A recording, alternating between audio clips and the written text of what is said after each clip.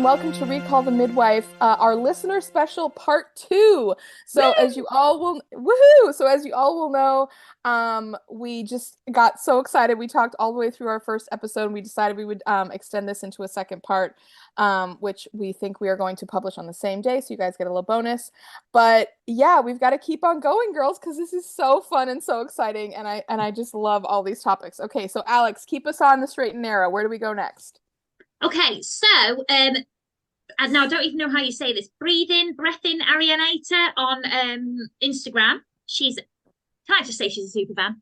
But she was there. She's lovely. I'm not sure what episode this is from, but it's basically she was talking about Chummy talking about Shank's pony. Oh, that was the first episode where we met her. Yes. And we had to look this up ourselves, didn't we? Yes. So it's not something that's used nowadays, not where we live either of us. It may still be used in London, are very much East End families, maybe East End Cockney, but yeah, I think it's died out. Yeah, but obviously it just means your feet walking. But it's not something that we use anymore, basically. Yeah, an old-fashioned saying. Yeah, but I really did love the way they bring all these sayings and stuff back. I love it. Yeah, but then I think just start using them.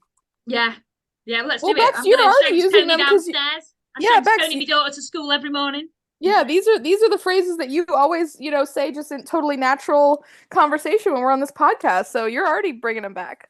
I don't think it'd be something that would be said in Cheshire ever, though. I don't know if it was like a Cockney thing. Yeah, I don't. Well, maybe it was. Well, the Cockneys have all that rhyming slang and everything, right? Oh, actually, though, Camilla, never called her Camilla in my life. Chummy was very posh, wasn't she? So it probably was something no one would say in Cheshire.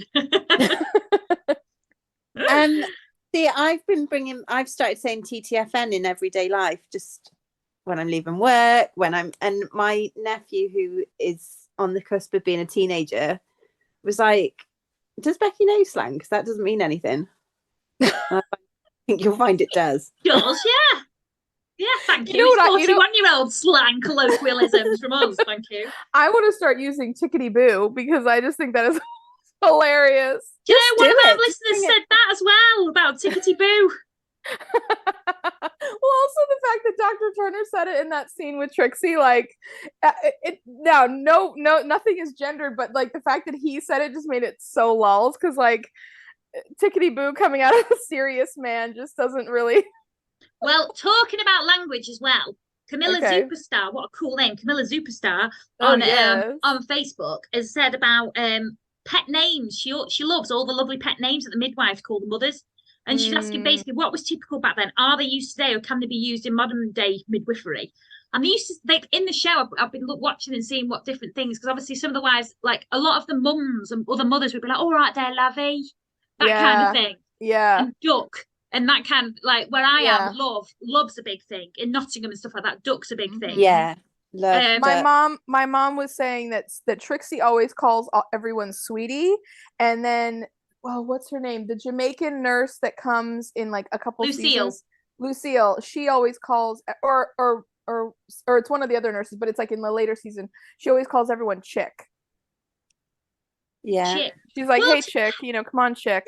And I will say this. Modern day midwifery, because I think the NHS now, I think maybe they've got to worry about what they say to people. Well, the thing is, my sister had my nephews last year, and they were in the hospital for an extended period of time because of the twins were born a little bit early. And one thing that my brother-in-law commented was that all the nurses would just, whenever they were there and they weren't going to talk to them, they would say, hey, Dad, like, come on over here and da-da-da-da-da. And then they would call my sister Mom because they didn't want to really like learn everyone's names because it was like way too complicated, or they would forget or whatever. But it was like they would call them Mom and Dad to kind of, indicate. Yeah, no, they called us Mummy and Daddy. They did. They called us Mummy and Daddy. Yeah. Which, looking back, is sickening. Makes me sick a bit in my mouth. Like, I find myself calling my husband Daddy sometimes. I'm like, bleh. I'm like, Daddy, can you pass that? Bleh. How's it keeping the romance alive in your house there, huh? We're getting a divorce. No, we're not. Although if we were, what a way to announce it on a podcast.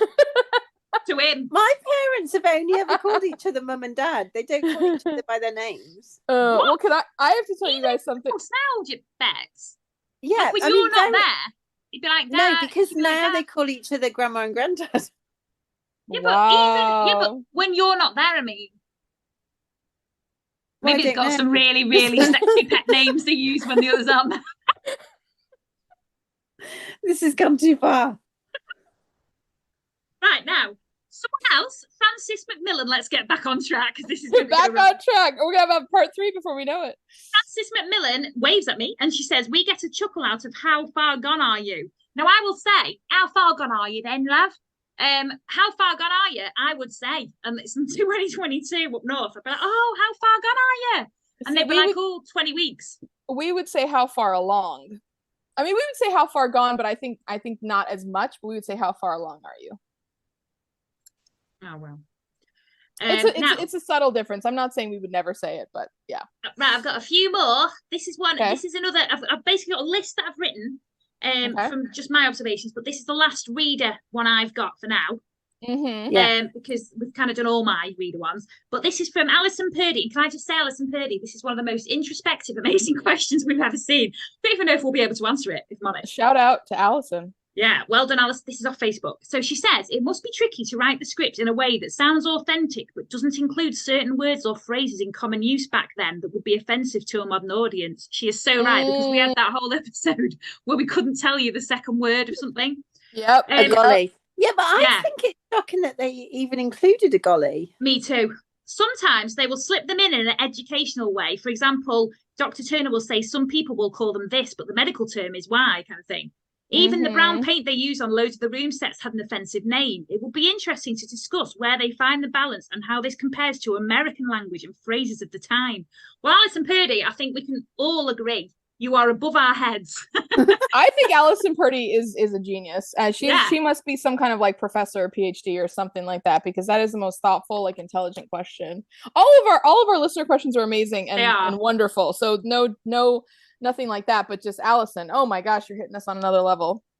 But no, have it's you listened to the podcast? Do you know what level we're on, Alison? Because I think you really judged us way too well on this. Honestly, yeah, I feel like you've hitting too high for what you think we can get. So. Although I will say this, and I know you guys will have stuff to say about it too. I think if any of us were time traveled back to the 1950s in either America or Britain, the amount of open, like lack of understanding about so many things that we know now so easily, the racism, the sexism, the classism, the ableism, all of it would be absolutely shocking. I think we would have, like, our ears would be on fire and like our brains would just explode on a regular basis, because I think there's some stuff. I mean, even I now think like, oh, I just learned this one. When you're describing a home, you know, if you're like buying a house or whatever, you'll say like, oh, it has like, you know, 3 bedrooms, like downstairs is the master bedroom, then there's 2 bedrooms up here. Apparently master bedroom alludes to like literally olden times when there was a master of the house that potentially was the owner of everyone in the house, including like a wife and then other human beings. Now they're trying to cycle that out so that they can call it the primary bedroom, because that's not offensive in that same historically contextualized way or whatever. Hadn't thought about that ever until like the last couple of years. I think there's just I've literally just thought about that now. Yeah, I think there's but this is what I'm saying. I think there's so many things like that I think, I mean, remember the spina bifida episode with the Douglases, like where they talked about spina bifida and they said, oh, well, you know, it used to be that we did this and we used to think it was caused by this, but now we know better, and da-da-da. And I think the show is constantly walking that. But again, though, I do think like because obviously that was the first series that the Golly dolls were there. Mm-hmm. And I do think that if that was, because obviously it's 10 years now, isn't it, since Call The Midwife just over. And I do think now that they would not, if they were making it from series 1 now, they would not have those dolls there now. Yeah, probably not. I think it's way too problematic. I was shocked, like aghast, because I only started watching like 4 years ago after I had my daughter and was having like, you know, PTSD problems. Think about how much has changed in the world in the last 3 to 4 years. Exactly. In terms of our understanding of a lot of these things and our like open conversation. I mean, I know America has had many things come up in the last 4 or 5 years that, especially in the last 3 years, that have like pushed us, to have those conversations more and look at things differently. So exactly.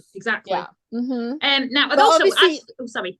I was just going to say that whenever they are dealing with like an issue with racism or sex, it's massively toned down. Like they obviously, they obviously. But they do actually address issues, because obviously when Lucille comes on board, I can't wait for Lucille. She's amazing. I love Lucille too. Oh God, she's such a good Lucille. woman. But yeah, so when she comes on board, there are storylines that tackle not massively, but they do tackle it a bit. You know what I mean? Lightheartedly. Anyway, that's taking off the topic. Now we're going to do more translations that I've got written down. Okay. So when we were doing drinks, and I was like, I don't have any more drinks. I did. Barley water. Oh, we got to talk about this. Yes. So I think people would still use barley because when Wimbledon's on. Yeah. It's the only time I ever have it. What is it? So it's like a squash, like a squash, like a cordial, but made with barley, and it's boiled down and added a sugar to it, and then it's basically like you add water to it, like an orange cordial or a blackcurrant cordial, and it just tastes it's a bit weird, isn't it? A bit insipid, I don't know. But anyway, so it's really good at hydrating you, apparently. So people use it around Wimbledon, and basically the country gets obsessed with it, with Robinson's barley water during Wimbledon.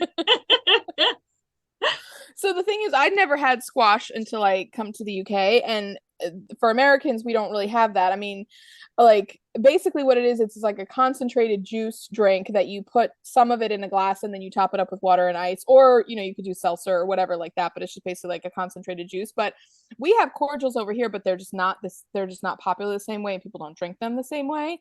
We would just go straight for like just a juice basically, and then just drink straight juice from a thing. Yeah, so I don't know it's a little different thing, but we had like Ribena and cordial and that kind of stuff really a lot when we were little. Like, I don't let my daughter have it in house. I'm a mean parent. Well, the thing is, it's a lot, and over here too, it's a lot of it is just stuffed with so much sugar that it's like I think a lot of it is sugar free now. I will just say that. Yeah, you can definitely buy the sugar free ones over here as well, or like made from real juice instead of like water. Juice. Yeah. Oh my God. My dad always would say water is the best and my most favorite drink. Do you know what? My mum did this thing when we were little. I hope she's listening to this, because you know what, Mum? This was cruel.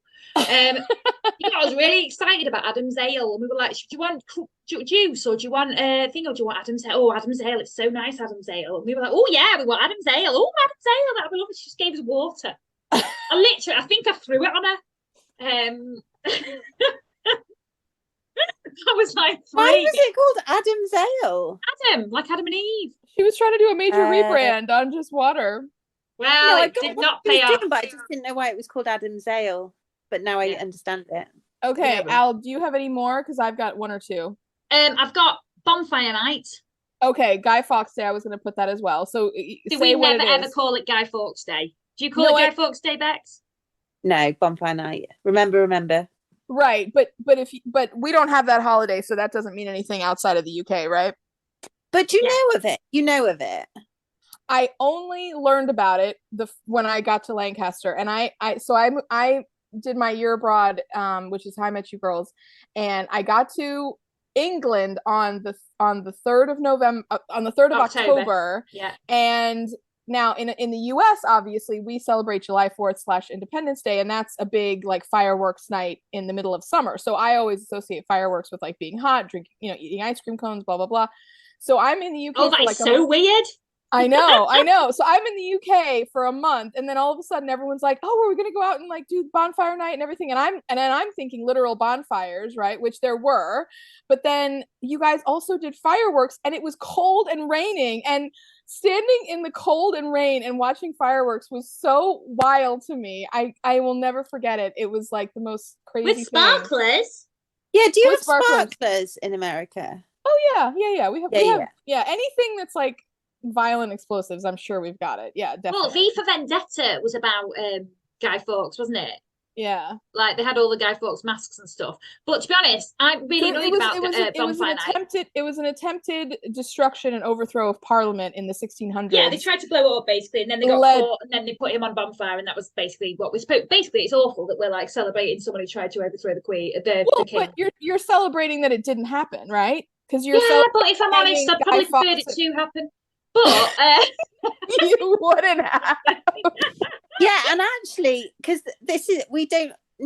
some people will still put a guy on the bonfire, but it's probably done more. You'll see that more in Call the Midwife than you would nowadays. Well, nowadays as well. Like, I don't know about you, Bex, but we went to two bonfire displays this year, because obviously it was actually on the Friday, and then the Saturday they have big ones, like, you know, like professional ones. But they don't tend to do massive bonfires anymore, because obviously environmental. Number two, they're on like grounds of places where they don't really want a massive out of control fire. Yeah, That's my favourite part of it, the bonfire. So that's kind of dying out now. Yeah. They would literally make it for weeks. The bonfire would be built with pallets. Yeah. Then you'd have to check for hedgehogs, because they'd climb in there for shelter, and you'd have to make sure before you lit it, there weren't any hedgehogs. It was this big deal about hedgehogs. And then I just love it. It's so cozy and lovely. And now we take my daughter every year, and I just absolutely love bonfire night. And that's also, when you have. Go on, sorry. My grandma grew up in a little village, and they would have like their village bonfire on the green, and each village would have a bonfire, and they would like bonfire night was this big thing where they would travel from village to village, and they would visit friends and things, and so they would go to lots of But it is a big deal over here. Like, we see everyone, like all the Bob's at my daughter's school, like all come together and stuff, and it's just lovely. And everyone has toffee apples. Yeah. Like a fall festival kind of vibe. Not with feathers on. Blood and feathers. Quail feathers and blood. Well, and just a word to say that every year bonfire night is November 5th. That's when we celebrate that holiday. Remember the 5th of November. Gunpowder, treason and plot. Yeah. So in the episode where Miss Masterson kind of says, "Oh, I think I got pregnant on Christmas," and then Jenny Lee is like, "No, I don't think so. I think you're way farther along than that." She's like, "Oh, well, I did also have sex on bonfire night." So, and that was like 2 months earlier, basically. And so we're like, yeah, well, there might be some timing off on that one there. So, but yeah, that it's important to know when that holiday is. Okay. So here's one plimsolls. I know what they are, but what are they, you guys? They are like little trainers with rubber bits at the bottom, but they're kind of a bit flimsier than an actual trainer. They're like canvas like topped, but like a rubber sole, but it's quite a thin sole, a plimsoll. So I think it would be a plain pair of Converse is the best way to describe it. Yeah. Or I was thinking like a pair of Keds, a slip-on which we have over here. Yeah. Like a little cotton. Cotton. We wouldn't call like. So I would call that a pump. Would you call that? We said plimsolls at primary school, but then like when you're older, you'd be like pumps, yeah. So I've always called them pumps. But then because I'm from near Manchester originally, and then I moved down to near Bristol, and when I moved to Bristol, everyone says daps. Oh yeah, our friend who's Welsh says daps as well. Yeah, I've heard that. Mm-hmm. Well, daps is actually a new thing for like trainers. Like, you know, that's actually quite a cool word for trainers right now. You know, down with the kids, daps. So, nice daps. So just to say, in America, we would say sneakers or tennis shoes, and then the equivalent of that to you guys is plimsolls, daps, trainers, or pumps, is what we're saying.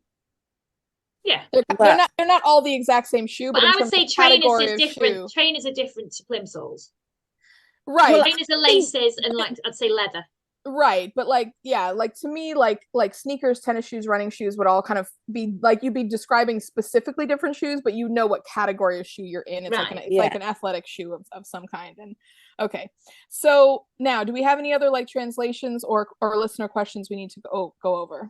Baby grows. Oh, baby grows in America are onesies. So they're just like the little snap. They're like a little baby bodysuit. They're like a t-shirt with a pair of underwear that snaps at the bottom for babies that you put in. And also obviously nappies and napkins obviously is the same as diaper. Yeah, exactly. Yeah. Okay. All right. So does that cover it? Yeah, that's my reader ones covered. Okay, so I've got some. Am I still with you? Yep. Yeah. So you're still here. Oh, you might have to do an edit because I went to low power mode. Right. So we're not going to edit that. We're also a low budget show as well as low power mode show. So it was low time and the share in our household. Carry on. Okay, so one of our Canadian listeners got in touch, and I've got a whole list of things. So hang on, give the name. Give the name. I would love to give the name. She doesn't have it. Right, we'll have to do that afterwards. Carry on. Okay. Oh, hang on. Maybe I can do it. I can do it.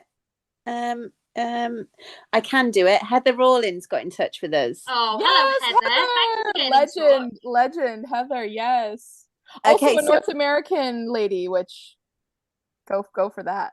Well, Heather mentioned that they seem to like Canadians, but don't seem to like Americans and Australians. And I've never noticed the reference to Canadians, so it's something I'm going to listen out for more. I get the American Australian thing a little bit more, but the Canadian thing I was not registering at all myself. No, I think they would look down their nose at Americans. No offense to you, Jen.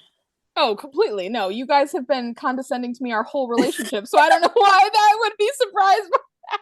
Isn't condensation our whole relationship? A condescension is like a British brand, though, so you guys are like no different. Oh man. Okay, so one thing Heather did mention was the money, which she didn't understand. But I have to say, we don't understand the money. We don't understand it, Heather. It's a complete boggler. It's a complete boggler. Like, I literally did some Googling earlier in an episode, especially when it was like when we had that episode where that like child sex worker was coerced and she had like X number of shillings or whatever. Like it's a bonker. It's like did she have she had £100 note, didn't she? No, she had a £5 note. She had a £5 note. It was like the equivalent of £130. Yeah, exactly. And then like a shilling is worth like 14 cents. And remember, I had that question in that quiz we did where you guys went to the decimal system in like the early 1970s or something like that, and that was when you actually switched over to like pound, pence, blah blah blah, and then you kind of left behind all of those like half a crown, like like shillings, like all that kind of kooky stuff. I actually spoke to my mum because I was like gonna like talk to her and get like what her perspective on it. And she got really annoyed at me, like I was like she was dead old or whatever, and she's 71. And she literally got really angry with me. She was like, "How old do you think I am?" And I was like, "You were literally like 25." She was like, "Oh." So basically, like, I literally think you're 71 years old and you know what this was about. I tried to do my research on this from an actual person who lived through it, and she was like, "No, I can't remember." So I was like, that was great. Yeah, so because we the same age, did he remember too? Probably, right? Yeah, well, it was. To be fair, it wasn't it. We have pound and pence now, but a pound back then would have been 240 pence. Yes. Yeah. And I just would say I was confused by this, but I saw it in a Google. I did. A pound, a nickname for a pound is a quid, and another nickname for a pound and a quid is a bob, which also comes up. So if you say, no, we don't say bob now, but they did then. But they did then. Say quid. We always say we quid. Still say quid. Yeah. Oh, 2 quid, mate. Oh, 2 quid. Yeah, go on. Oh, go on then. That one kind of flummoxed me when I first moved to the UK, and then I got it pretty quickly. I mean, you just pick up on it pretty quickly. Yeah. So 12 pence is a shilling, 20 shillings is a pound, and then you've got farthings. 4 farthings is 1 pence, and that just makes me think of the penny farthing bag. Yeah. So really, we don't understand the money either, because even solidarity, even though we've got pound and pence now, it's a completely different amount of money. Yeah. And also, even though we've literally got living relatives who lived through it, they can't remember. So I think they just scrubbed it from their minds because they just didn't want to think about how complicated it was very anymore. Confusing, to be honest. It does. But then Heather was telling me that she. You and Heather, me and Az, we go well back, way back. Friends, me and Hazzy, we go back. In Canada, they have loonies and toonies, which I had to look up. I'm not gonna lie, I thought she was doing insults. But I think a loonie is possibly a one Canadian dollar and a toonie is $2 Canadian. Have you heard Canada of these? Is such a fun country, isn't it? I'd never heard of that. You talk about us being condescending, but did I get a hint of that from you? I love Canada. Oh, Canada. Canada is constantly being held up as like a North American bastion of sense and everything, because they actually have universal health care over there and like more, liberal policies about certain things. Yeah, exactly. I mean, they still have a cute prime minister, which, I mean, anyways, yep. Okay, so wait, what else did we need to cover with Heather? I've actually got something hot off the press. One second. This is hot off the press on social media. Nola Doherty, she said, she's talking about the nuns in the show. She's had to convince someone that nuns in the show were not Roman Catholic, but in fact Anglicans.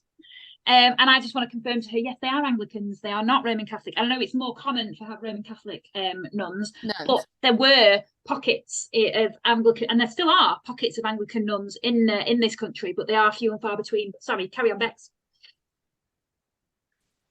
Okay, so I was just going to say one thing Heather did mention as well, which is the difference between the nuns and the midwives. So the nuns, and I've noticed this, always saying about how they live really simply and they don't have belongings, but they have big double bedrooms which they don't share.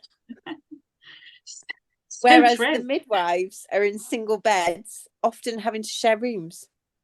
Although I would prefer that. I would prefer to share a room. I would prefer to share a room. In that freezing cold house. Jen's just Alex, we did share a room for a long time, even at university in our second year when we had a house, and I actually had my own room, but then slept in your room for but you wanted the like tiny room, and when you got it, you were like, oh. And I wanted the massive attic room, and I had it, and then we just used to sleep in there all the time. I slept in Alex's room for months, so yeah, I would be fine with sharing a bed. Just on that, do you remember when our friend Jacko fell asleep with a head on a doner kebab meat pizza in that room? But this is true. The nuns do they're living the good life in double beds. Yeah, it's so true, Heather. You're not wrong. Again, another good reason to be Sister Monica Joan.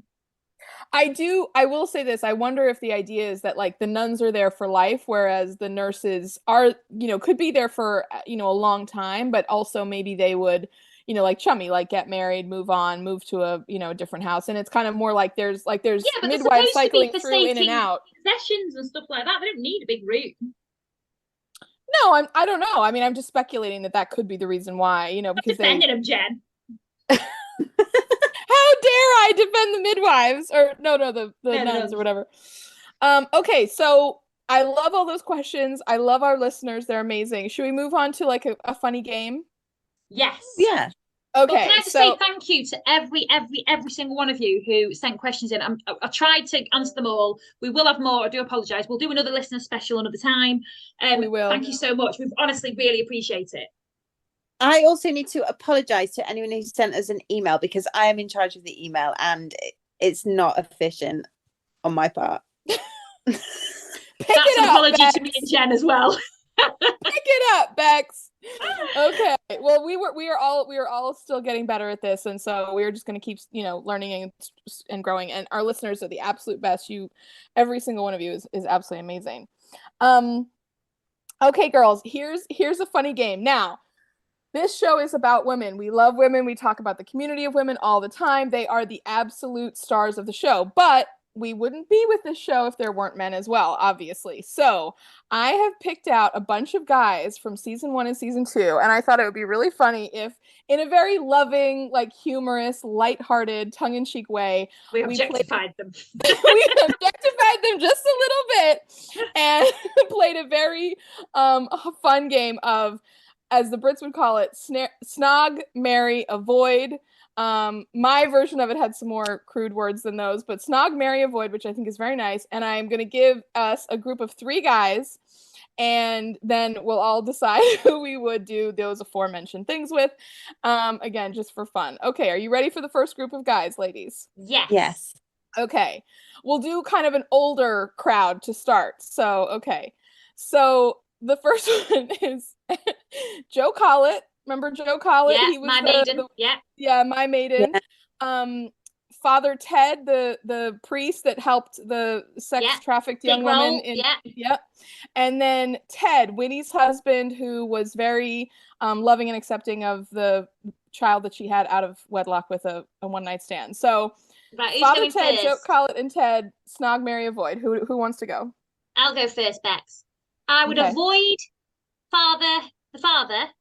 Not because I don't find his voice beautiful. Now, listen, Bex, he's a father, a priest who's taken up a priesthood, and I don't want to disrespect that. So I'm not going to marry or snog him. I'm going to avoid him out of respect to him and his religion and choice. Okay? Okay. I would snog Ted. That's rank. Okay. And I would marry Joe Collett because because Joe Collett's got horrible ulcers on his legs I don't want to touch. I'd marry Ted. And I would snog Joe Collett. Okay, back to you go. Okay, so I'm going to marry the father because he was respecting his boundaries. I'm gonna totally overstep those boundaries. You're gonna pull a Dr. Turner on him and get him out of the religious life. Yeah, I am. I'm gonna avoid Joe Collett. Yep. And I'm gonna snog Ted just because that's my options. There you go. Just because you want it.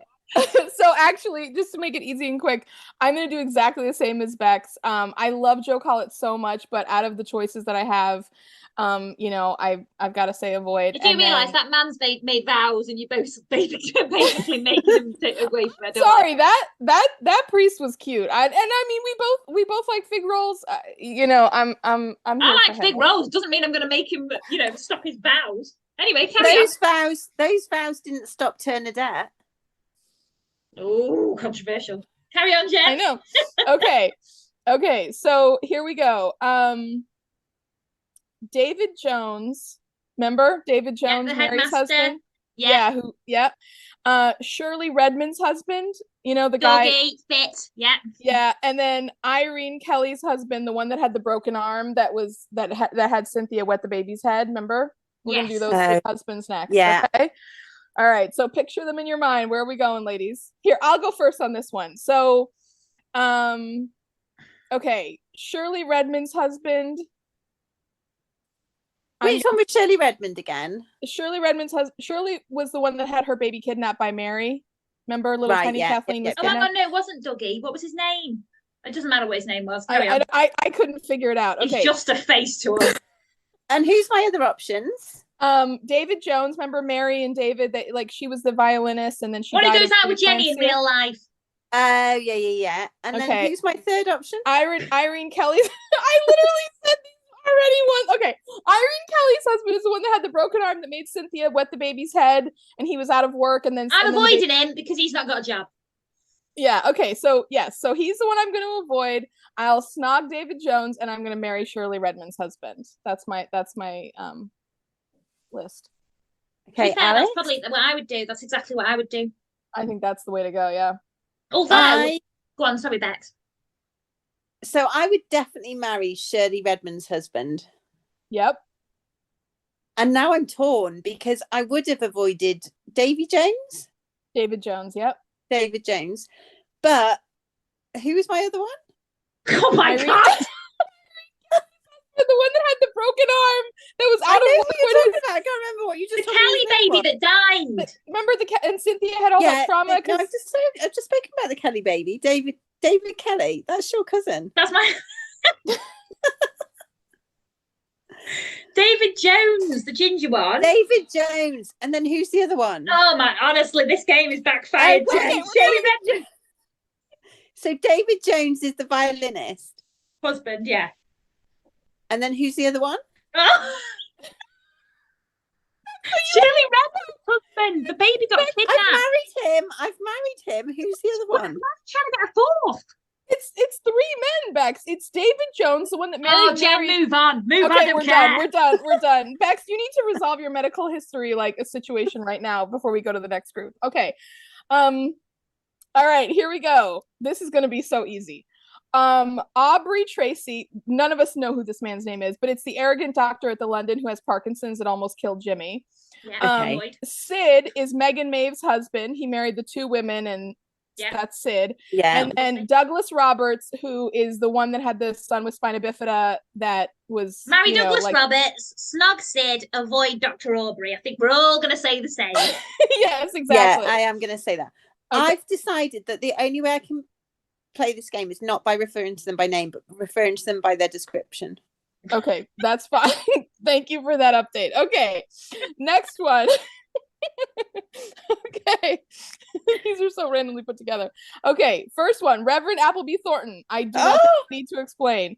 The second one is Nora Harding's husband. And Nora is the lady who had the abortion, and her husband was the one who was really supportive and tried to help her. He was lovely as well, though. Yeah. And then the third one is Terry, who worked at the Masterson's pub. And always this is a tough one, Jen. Yeah, okay. So marry them all. Who were they again? No, I'm joking. Right. Can you say it all over again? Okay.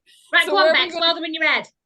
It's because I tried to do it by name before. Bex, just try and remember, say them now while they're in your head. And you can describe them. We will know who you're talking about. No, but I did love Terry. I love the Reverend Appleby Thornton. Right, who you marrying, who you snogging, and you're avoiding?